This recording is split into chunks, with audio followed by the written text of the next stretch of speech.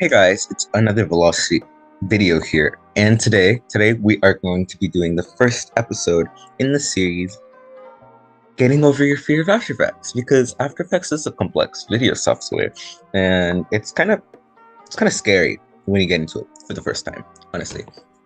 So let's get right into the video. Please drop a like and subscribe, and let's get on with the video.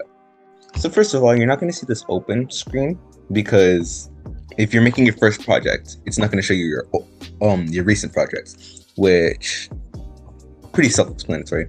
Okay, so now we have this screen. It just says new composition or new composition for footage. You want to click new composition because you don't want to get your size and width from footage right now.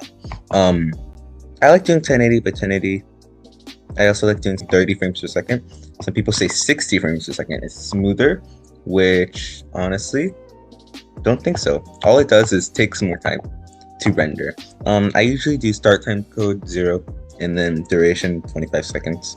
You can just copy these. By the way, 1080 by 1080 means the quality, the top one is always the quality. So if you're not doing one by one, it's not going to be the same as the bottom, and your composition will be still 1080p. The first thing that we want to do is we want to import two clips. So what you want to do, nope, you don't want to do that. You want to go to File, Import, Multiple Files, because you want to do two. I'll just do this file, and wait, and you can do this file. Then you can click done. Now we have these two files. So I'm going to start with this one. You just put it down here in the time frame and drag it.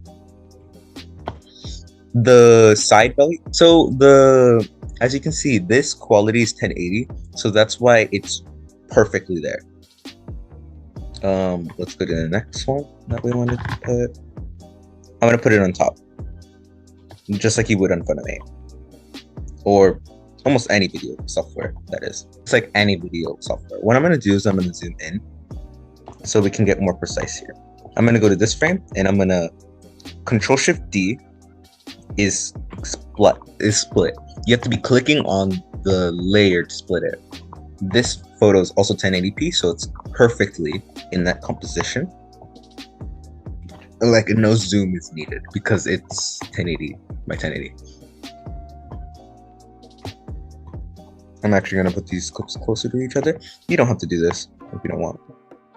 So what I'm going to do is I'm going to right click on these, pre-compose, move all attributes to new composition. Okay. The reason being is because I want this to be a square. As you saw, this photo was more than a square. For example, it would go up to here and here. Anyways, so when you zoom out, you would see the rest of the photo, which I only want to see this and motion tiles, but we're gonna get to that later. Right click, pre-compose, move all attributes to new composition. If you actually do leave all attributes to composition 1, all it's gonna do is then it's gonna keep the photo just as it was, and it's just gonna make it a new file. That's useful for more complex things. We're not gonna get into that now. What you want to do is you see the photo right here, the file? Go to the right side, double click, composition settings. This is how you get smooth. Go to advanced, and then go to shutter angle. Put this to 300 to 500.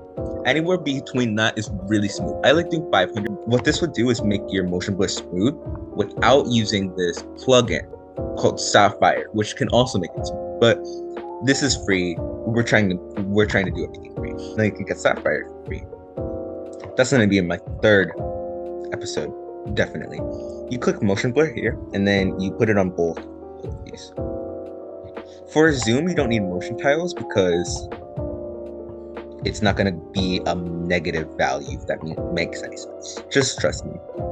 You click on the file that you want it to be on. You click S on your keyboard for scale. You can also click the drop down and then click transform, and you have all of these here. But I like doing S. I like clicking the actual letter on your keyboard because once you get into graphing, it's a whole mess if you select another if you select another keyframe. When I started After Effects, that was a whole deal in of itself. Anyways, I'm gonna scale this 250. That's always my go-to. And I'm gonna put this keyframe at the end of the clip. Select these two, double click on one of the keyframes, keyframe assistant, easy ease. Also, if you're scared of anything on After Effects, just remember that majority of these buttons you're not gonna use. They're just for show right now. Click on scale. You have to like kind of find it. Here's a trick on finding graph. Since this right here is at a value of 240, it's gonna be 240, somewhere around there. So yeah. I'm gonna do the graph. I don't think the graph needs that much explaining because all of you are editors and you use other editing softwares. Also, you can do shift to keep it on track so it doesn't go like up or down. You can't use shift for this one unless if you want to do this.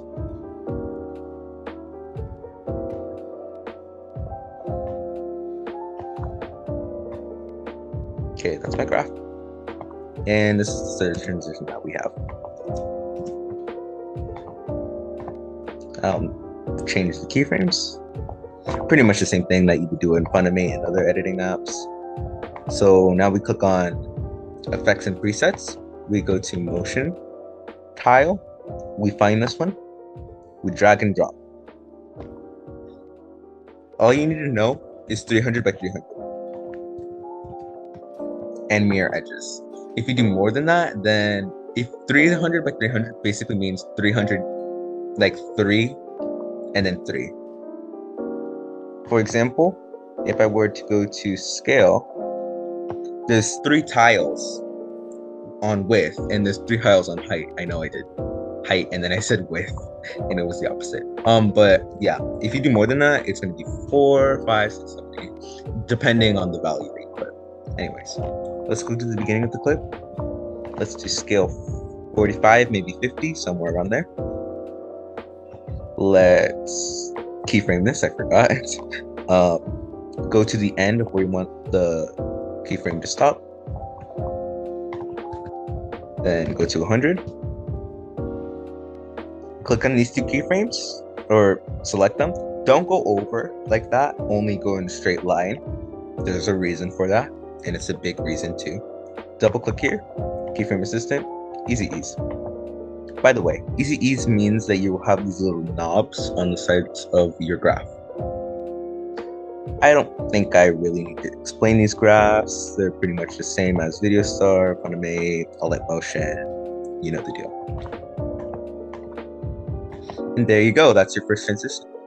Congratulations on doing your first transition on After Effects. The next episode in the series will be how to render this so you can post it to YouTube, yada yada yada, stuff like that. Right now, you can click Save As,